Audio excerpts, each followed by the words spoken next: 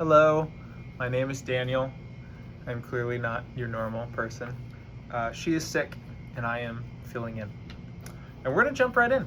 So 12.4. 12.4 reads, a fisherman notices that his boat is moving up and down periodically, owing to waves on the surface of the water. It takes 2.5 seconds for the boat to travel from its highest point to its lowest, a total distance of 0.62 meters. The fisherman sees that the wave crests are spaced 6 meters apart. Part A, how fast are the waves traveling? So let's start with what we know, what we have. We have the waves are spaced 6 meters apart. Also, that it takes 2.5 seconds to go from the highest point to the lowest point. So we can draw that out in a sort of wave. Where this would be time. And to go from here takes 2.5 seconds. Not drawn to scale, obviously. So the question is, how fast are the waves traveling? It's asking about velocity. Oh, I just realized that I gave you some information you didn't have yet. No, did you? You did. Good. Never mind. You know that the wave crests are spaced 6 meters apart. Wonderful. Okay, great. So to do this, we need velocity, which I'm going to draw like that. And you should know that velocity we found by multiplying the wavelength by the frequency. Frequency is also 1 over the period. The period is the time that it takes for a full wave. Now going from the top to the bottom is equal to half of a wave. So we just have t equals big T over 2. So that will get us t equals 5.0 seconds. Great. So now we can plug that in and do lambda times 1 over t equals 6.0 meters times 1 over 5.0 seconds, 1.2 meters per second. All right, so I hope that's clear. I also hope you can see the bottom. I should check how far you can see, but I'm just gonna, I hope you can see that. I won't go lower than that. Okay.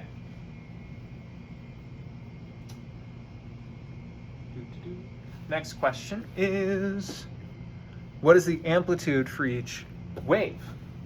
All right, what is the amplitude? The amplitude is the distance from the equilibrium site. So this would be the amplitude.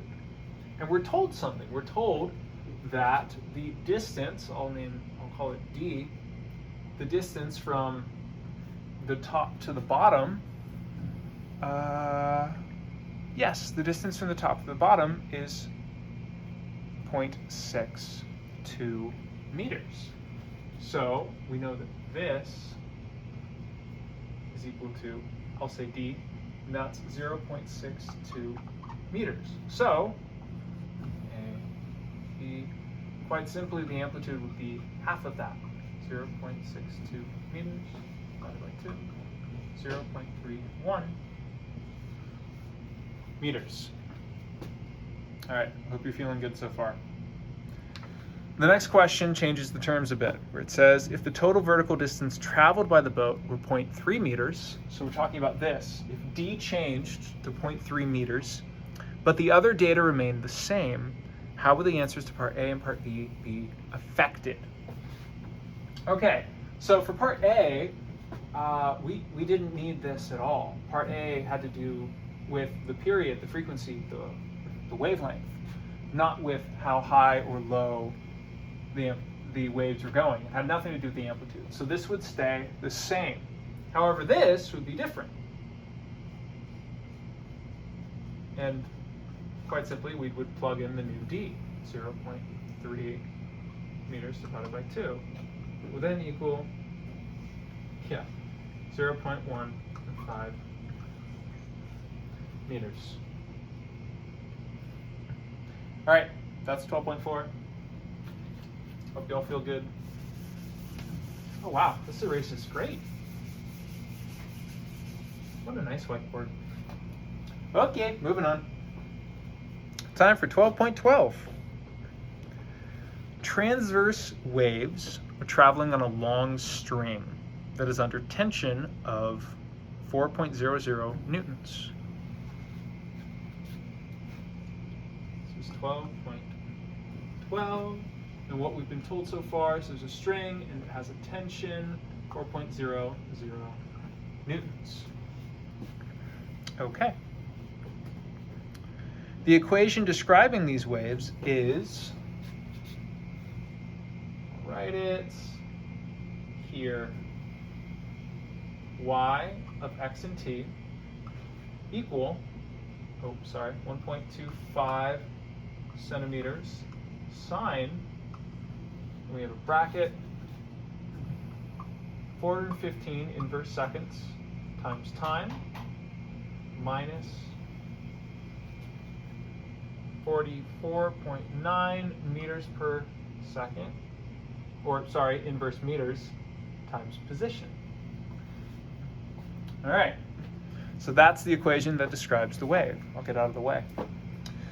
Now it says find the wavelength. Oh, nope, that's 11. Find the speed of the wave using this equation. Okay, so we need to find v, which we did last time as well. And v, we know we're going to have to do, where'd it go? There it is. We need lambda over period, over our time. So the way that you would go about this is use the general expression, which I'll write here. This is the general equation. Y t equals a, so it's a constant, or sorry, it's not a constant, that's the amplitude.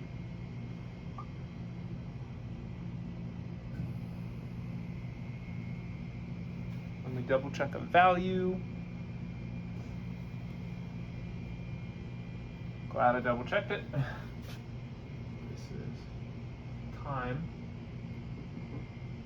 or no, that can't be time. What is this? No, it is time. Yep, okay, good. It's time over the period minus position over the wavelength. Okay, so we can use this. How can we use this? Well, we have some parallels. Here's time, and here's time here. Sorry, I've drawn them a little differently. So this is the same variable, but we have these other ones right here.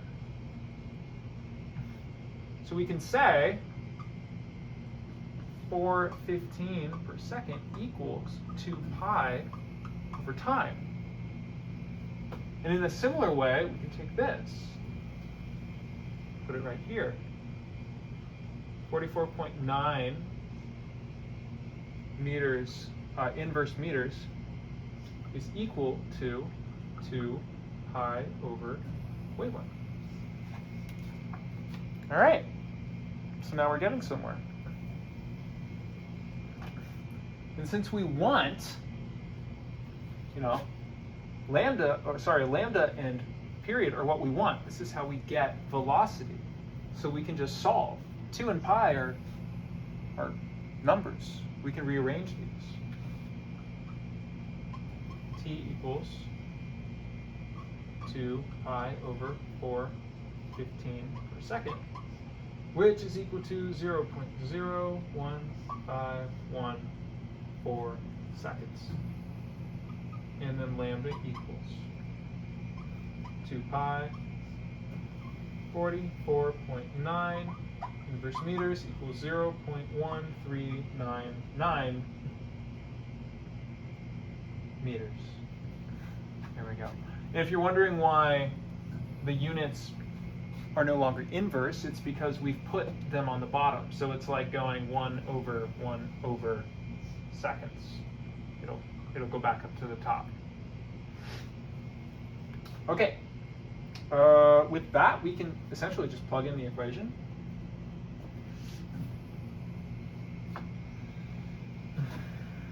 Velocity equals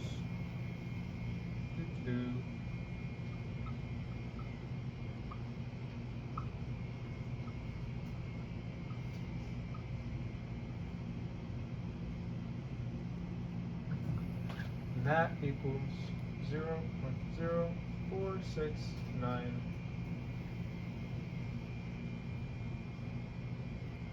Oh, sorry. That does not equal that. Writing down the wrong thing. That equals 9.24 meters per second. All right, so that's actually your final value there.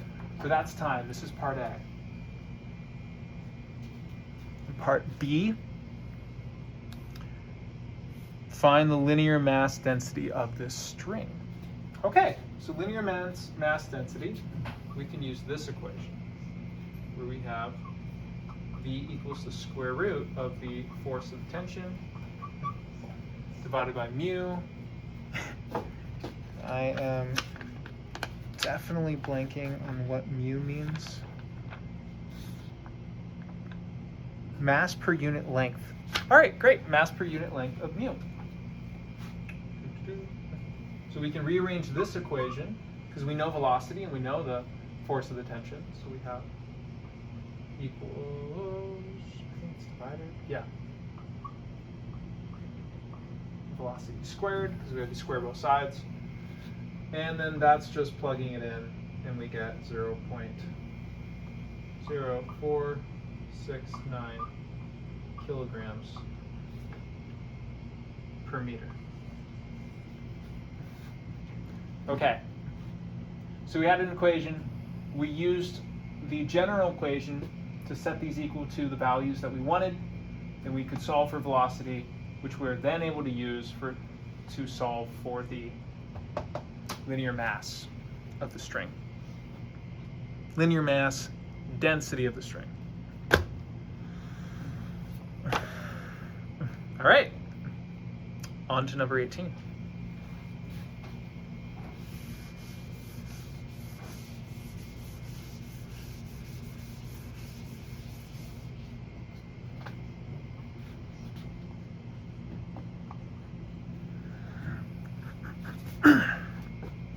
Number 18 reads, a wire with mass 40.0 grams is stretched so that its ends are tied down at points 80 centimeters apart, 80.0 centimeters apart.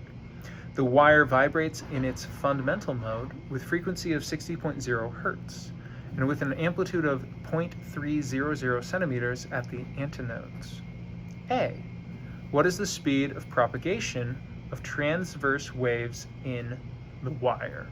Cool. Let's draw it out. So we have a mass of 40.0 grams. We have a length of 80 centimeters, which is the same as 0.800 meters. We have frequency of 60.0 hertz. And we have an amplitude of 30.3 centimeters, which is 0.00. And 1 centimeter would be right here. So I think it's here. Meters. Yep, that looks right. 0 meters. Apologies. Okay, cool. So I'm going to draw a picture. Here's our string. And here's where it's vibrating. It's going up and down. This is our L. And then this is our amplitude. Okay. So we are asked first for the speed of propagation of the transverse waves. Well, we've done this a lot already. All right, velocity equals our frequency times our lambda. Now, we don't actually have lambda, do we? So we need to do something about that. We know that the length equals the wavelength divided by 2, so we can just rearrange this and get lambda equals 2 times the length equals 1.60, sorry, fly landed on me, 1.60 meters. Great, so now we can plug that in and get 60.0 hertz times 1.60 meters equals 96 meters per second. Great, that's part A. Now part B. Compute the tension in the wire.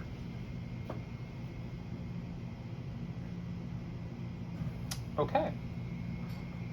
So this is like last time where we said there was a tension of 4 newtons. We're going to use that same equation, but rearrange it to get the force. So we have velocity equals square root of the tension, the force of the tension, divided by the linear mass density.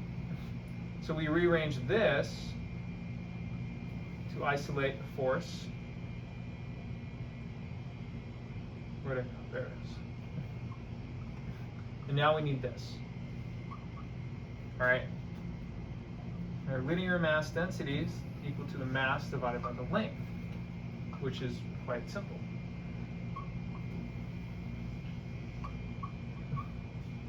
Now, converted that to kilograms, 40 grams, 0.04 kilograms, and then 0.80 meters equals 0.050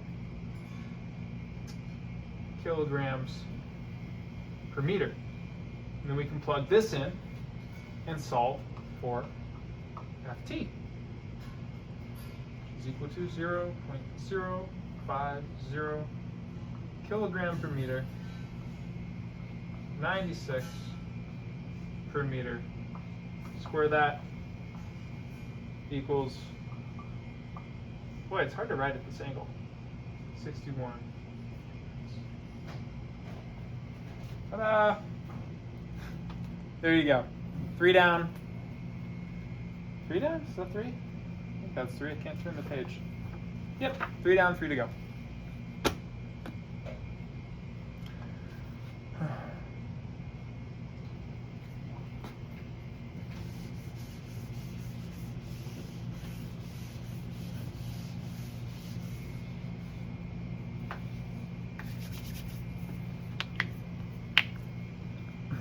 Okay, this one's about interference.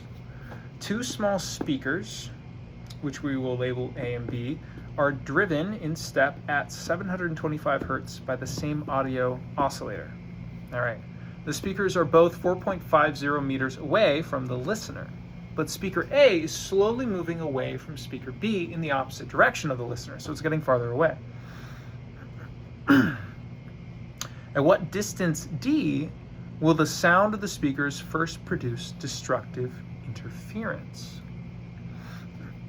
At the location of the listener, to be clear. So this is 1230. I'm going to draw a little picture because I like to do that. Here's B, here's A. They're both emitting waves, and they are both 4.5 meters away from listener dude. But then A is slowly getting further away. So this is the situation. We know the hertz are 725. Okay, so destructive interference.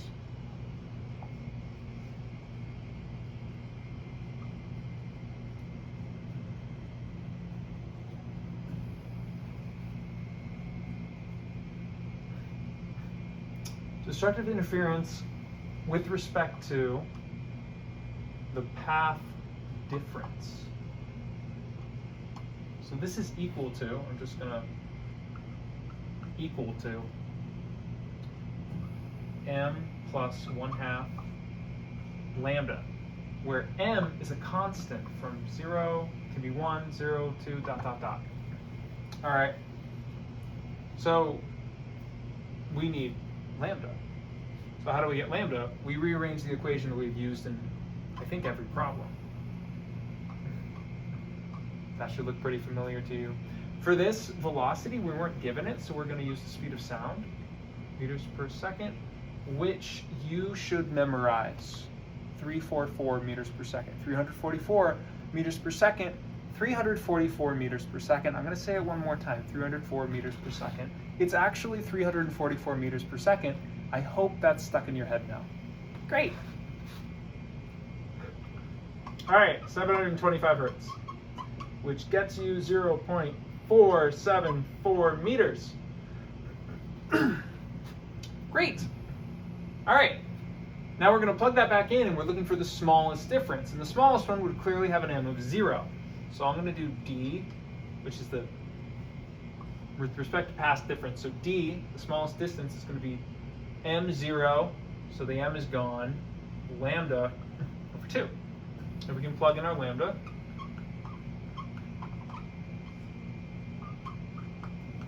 Zero 0.237 meters.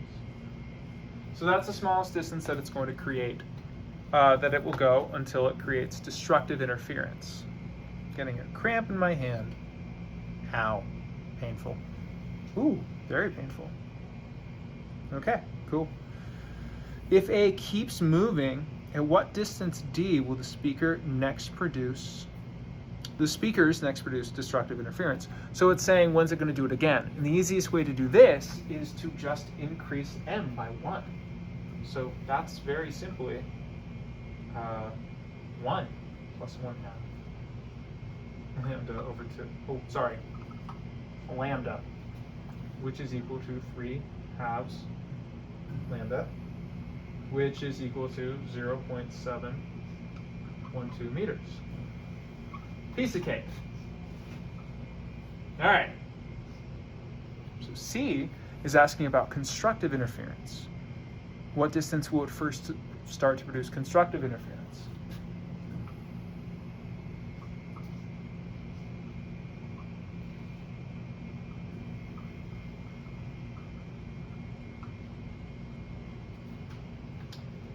And this equation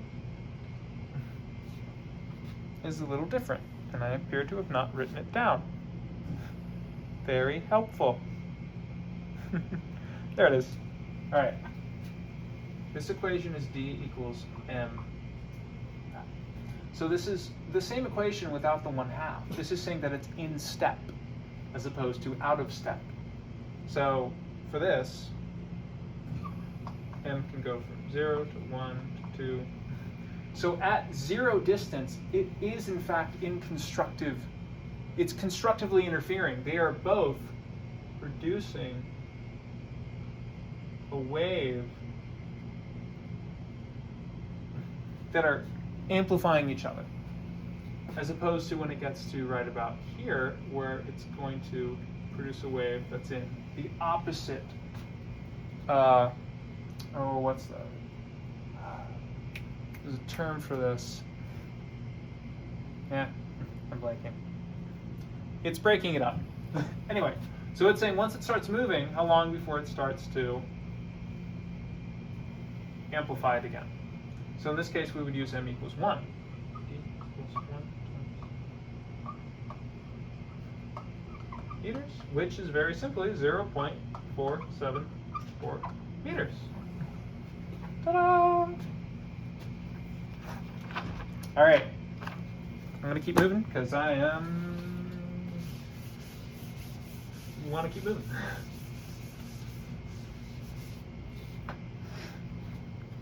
1240. 1240 reads, eavesdropping. Oh, I love this problem. You're trying to overhear a juicy conversation, but your distance of 15 meters, 45 feet, at that distance, it only sounds like a whisper of 20 decibels. So you decide to move closer to get a sound level of 60 decibels. how close should you come? So this is about a ratio. How close, you know what it sounds like at a certain distance. So how close should you get before it sounds at a certain level? So let's work it out. All right, this is 1240. All right, your first distance, R1, equals 15 meters. We don't know what R2 is yet. That's what we want. So we're going to be using, one moment, let me write this first. For R1, we're going to be using, well, for both of them, this equation.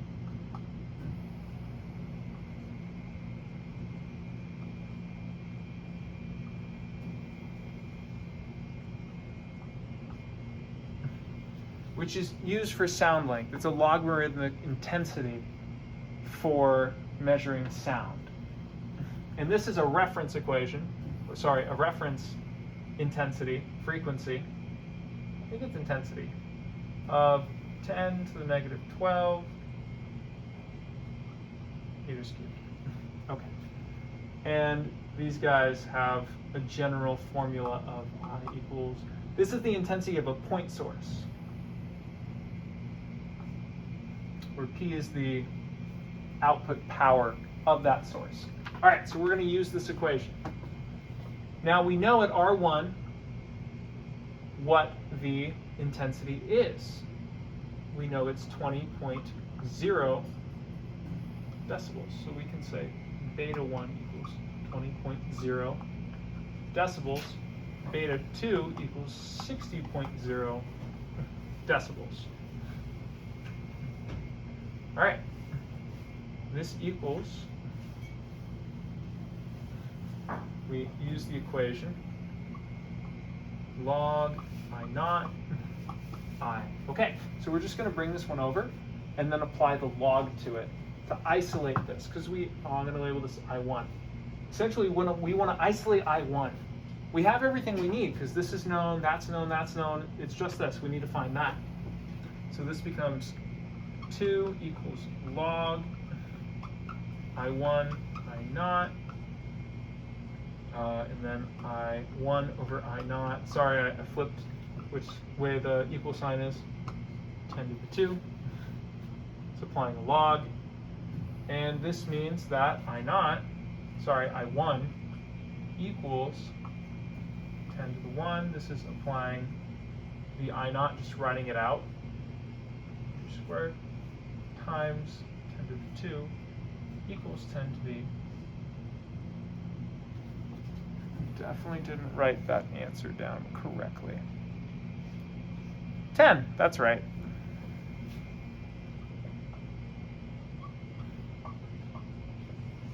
Okay, so that's not our final answer, but it is an answer. It's the intensity at that range. So let's do it again for R2, which we don't know. But we do know that there are 60 decibels. We set up the same equation.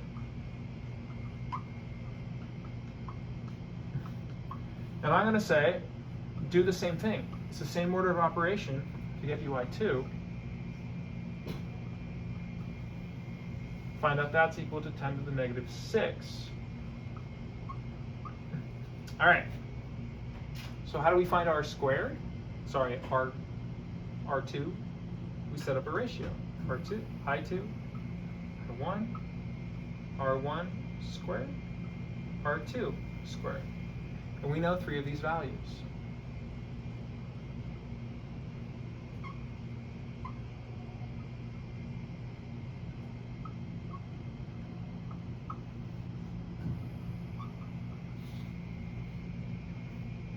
So R2, plug that on, equals, I love this, 15 centimeters. 15 centimeters is roughly 6 inches. So if they really wanted to eavesdrop and you wanted to be that loud, you'd have to get roughly this close to them. I think they're gonna see you. All right, last problem.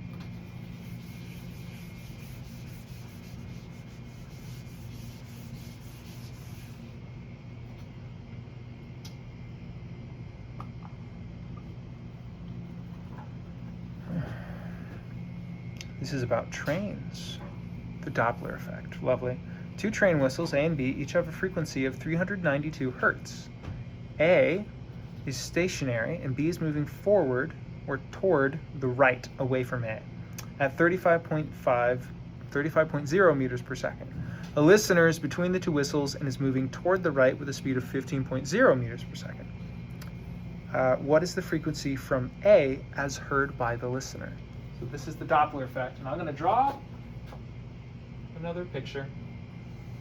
So we have A, which is stationary, and this being Texas A&M, this of course has to be a little scooter bike.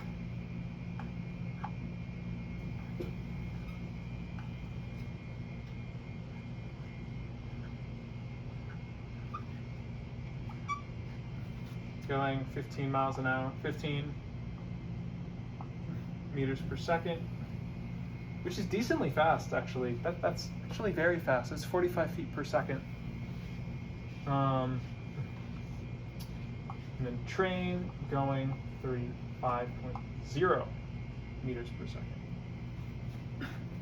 Okay, so what we're going to do is use the equation that you should have, which is another ratio of sorts, which is the velocity of the sound plus the velocity of the listener relative to the sound, plus divided by the velocity of the sound plus the velocity of the sound relative to the listener. And we're going to apply this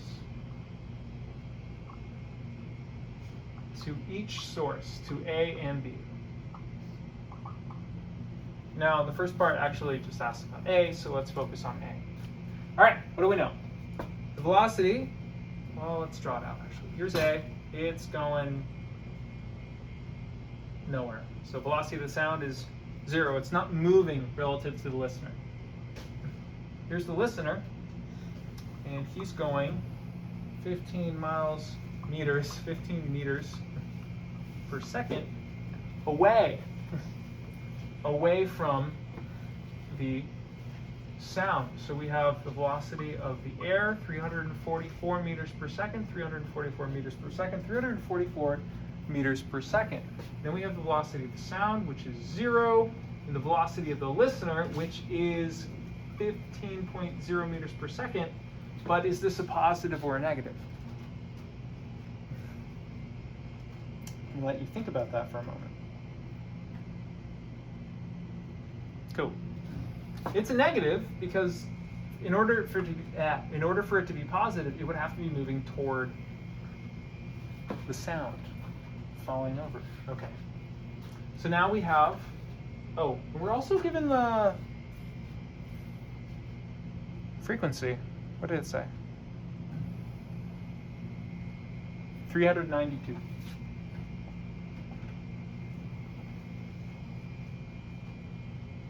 That's important.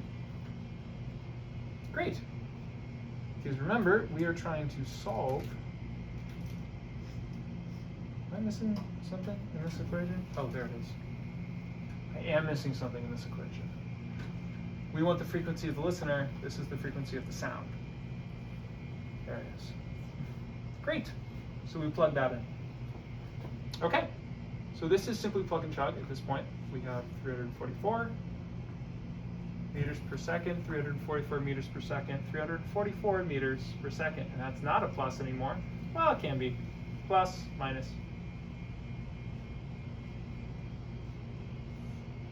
We have 344 meters per second plus 0 times, I'm getting in my own way, but that's okay, 392 hertz gives us 375 hertz.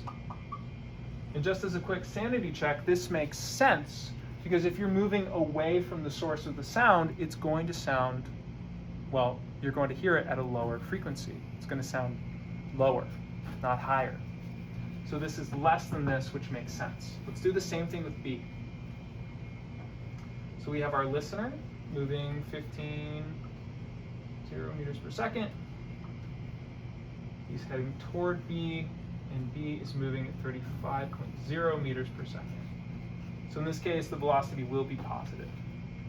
V is the same. Velocity of the sound is 35.0 meters per second. Velocity of the listener is positive 15.0 meters per second. And then the frequency is the same. So plug that in again, and you get 371 hertz, which is also less.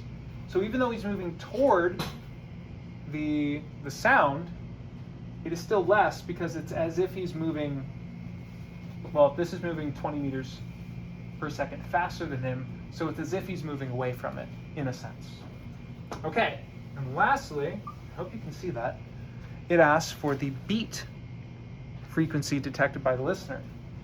So in this case, you would use this equation where the beat frequency, or I guess I could just do FB is equal to one of the frequencies minus the other frequency. In this case, 375 hertz minus 371 hertz equals 4 hertz. All right. Been lovely talking to you all. Good luck. 344 meters per second. If you don't remember it at the test, this is your fault at that point. All right.